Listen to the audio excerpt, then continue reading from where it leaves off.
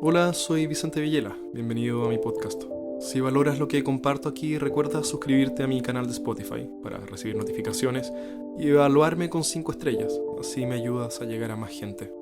Hace un par de meses publiqué un podcast sobre la astrología, podcast número 85, sobre por qué la astrología es falsa y sobre algunos de los peligros en creer en ella.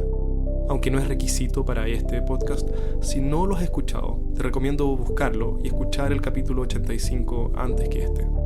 He recibido varios comentarios sobre ese podcast y me he dado cuenta de que me quedaron algunas cosas por decir, no específicamente sobre la astrología en sí misma, sino que sobre la importancia de la verdad y sobre el peligro de sistemas de creencias falsos, como en este caso particular la astrología. Una vez estamos de acuerdo en que la astrología está basada en una falacia, cuando aceptamos que como se organizan los astros no habla sobre el destino humano, la pregunta que no es tan fácil de responder es ¿por qué la astrología, en su mejor versión, sigue siendo indeseable? ¿Es peligroso depositar tu confianza en un sistema de creencias que no está basado en la realidad, aunque en algún nivel esas creencias te hagan bien? Y la pregunta detrás de todo esto es ¿por qué importa la verdad? Pero primero, establezcamos cuál es esta, comillas, mejor versión de la astrología. Es cuando el astrólogo en cuestión tiene buenas intenciones, cuando quiere ayudar a su cliente. No estamos hablando de un estafador en conocimiento de su fraude, sino de alguien que cree en la veracidad de la astrología, que quizás incluso tiene estudios formales en psicología. En esta mejor versión de la astrología, supongamos también que la cita astrológica abre ciertas posibilidades a la persona que consulta, que se revelan ciertos insights, que ciertos temas sensibles son abordados y que vislumbres de solución a problemas son alcanzados. Imaginemos que la persona que consulta se siente escuchada y atendida, y que también siente poder aferrarse a algo de estabilidad, a algo de certeza, en medio del mar de ansiedad e incertidumbre que suele ser su vida. Esta versión de la astrología no es tan fácil de desechar como simplemente preguntarle a un astrónomo por qué los signos zodiacales no tienen relevancia en la vida humana. ¿Por qué incluso en este caso creer en la astrología no sería deseable? ¿Es realmente importante que la astrología sea verdadera o no si es que permite espacios como el recién descrito? ¿Qué habría de malo aquí? Pero aunque no sea tan evidente, hay varios motivos por los que sigue siendo problemático creer en falsedades, aunque tengan algunas ventajas, y sobre todo cuando hablamos a gran escala, cuando se trata de un gran número de personas.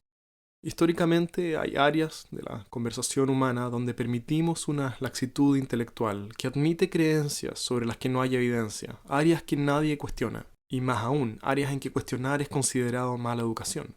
Las religiones son el ejemplo por excelencia aquí. Cuestionar la fe de alguien es un tabú en la mayoría de los almuerzos alrededor del mundo. Pero ese espacio de incuestionabilidad se ha tomado cada vez más terreno de nuestra conversación pública. Cada vez más parece ser que cada uno puede definir la realidad de acuerdo a su subjetividad y que cuestionar la realidad personal de cada uno es mala educación. El mundo es como yo quiero que sea, podría ser un lema de las nuevas generaciones. Todavía hay límites, por supuesto. Si yo te digo, a mis 36 años, varias décadas después de perder mis dientes de leche, que creo que todos los 24 de diciembre, un gordito barbudo vestido de rojo baja por mi chimenea a dejarme regalos de acuerdo a qué tan bien me porté durante el año, y que esto me motiva a ser una mejor persona y a trabajar duro, ¿qué habría de malo en creer en el viejito Pascuero, Papá Noel, Santa Claus o como sea que le digas? Todos vemos lo inadecuado en creer en el viejo Pascuero a los 36. Algo nos dice sobre la estructura mental de alguien que simplemente no está bien. Si en una entrevista de trabajo dijeras que tu motivación por rendir laboralmente es el juicio que el viejo Pascuero hará de tu productividad a fin de año, probablemente no serás contratado. Pero a pesar de que existen límites, la prohibición del escrutinio y la permisividad intelectual a creencias sin evidencia avanza a paso firme, y esos límites son cada vez más borrosos. La hoy famosa influencer Maffe Walker, de quien quizás hayas visto alguno de sus videos virales en que aparentemente habla en lenguas con alienígenas, soy un puente de comunicación entre lo divino y aquí la tierra.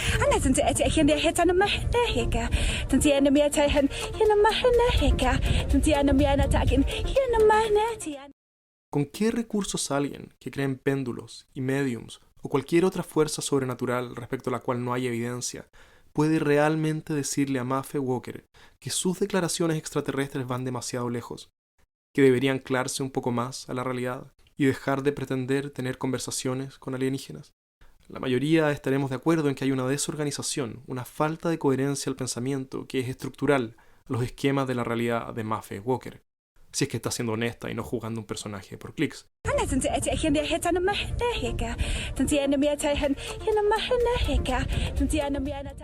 Pero es muy difícil decir cómo podría alguien que sigue tendencias New Age exigirle ser más científica y racional a Maffe Walker. Porque una vez que cedes a la ausencia de rigurosidad en tus creencias, una vez que la subjetividad personal define la realidad, ¿dónde plantas el límite de lo exageradamente mágico? Por esto es que no encontrarás a alguien que crea en la astrología, pero que le exija más seriedad a quien ve auras. Ni tampoco encontrarás a alguien que se guía por su signo zodiacal para tomar decisiones, pero que no soporta lo poco científico de los péndulos premonitorios. Ni a alguien que confía en su carta astral, pero que opina que el Reiki es una pérdida de tiempo. No. Por lo general, quien cree en una de estas cosas, creerá en todas, o al menos en un par más. Tampoco es un accidente que las personas que creen en teorías conspirativas nunca crean solo en una, sino que el pensamiento conspirativo se estire desde el 11 de septiembre hasta los reptilianos y la llegada a la luna. Lo que deberíamos notar aquí es que somos malos para compartimentalizar, o compartimentar, no sé cuál es la palabra correcta, pero somos malos para aislar nuestro modo de pensar entre distintas áreas. Si en algún área cedemos al pensamiento mágico, a la falta de rigurosidad, difícilmente será algo exclusivo a esa área, sino que erosionará la razón, la lógica y la evidencia en el resto de nuestra visión de mundo. Y esta permisividad que damos a áreas como la espiritualidad y la religión no se queda ahí, sino que alcanza cada vez más al resto de las áreas de interés y pensamiento humano, la biología, la economía, las ciencias, la política. Es decir, el abandono de reglas conversacionales básicas, como la lógica, no es exclusivo a un solo departamento de la mente, sino que infecta el resto de las indagaciones de esa persona, como humedad, expandiéndose por las murallas, suelos y techos de la casa de tu mente. Y aquí, fuera de lo esotérico, se vuelve un poco más fácil ver el problema, porque hay temas sobre los que es más claro que queremos ser racionales. Imagina que mañana la presidenta del Banco Central, Rosana Costa, nos dice que debido a la posición relativa de la Luna con Júpiter, ha decidido recortar en 500 puntos la tasa de interés. Todos deberíamos ser capaces de ver qué está mal aquí, incluso el más fanático de los astrólogos. Lo cierto es que cuando importa, queremos ser fieles a la lógica, queremos exigir evidencia como requisito, y no subir a bordo las siguientes afirmaciones que nos hagan sentir bien. Hacerlo es la receta perfecta para ser manipulados. Y me temo que lentamente, pero inequívocamente, nos movemos a un mundo donde cada vez más cada uno define su propia realidad como definitiva, como incuestionable, y donde la idea, la posibilidad siquiera, de encontrarnos en acuerdos y consensos sobre hechos básicos de qué está compuesto el mundo, se vuelve cada vez más difícil. Hacer fuerza contra la astrología y sus parientes es un esfuerzo mucho más importante de lo que puede parecer a primera vista.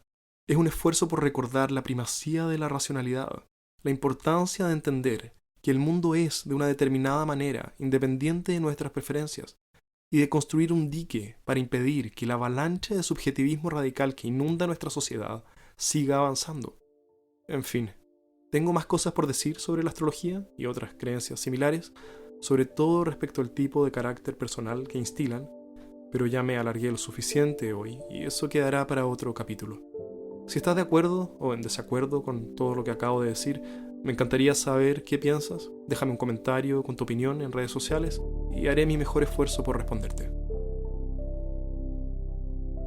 Si este contenido te resulta interesante, suscríbete a mi canal de Spotify para recibir notificaciones cuando tenga nuevo contenido por compartir.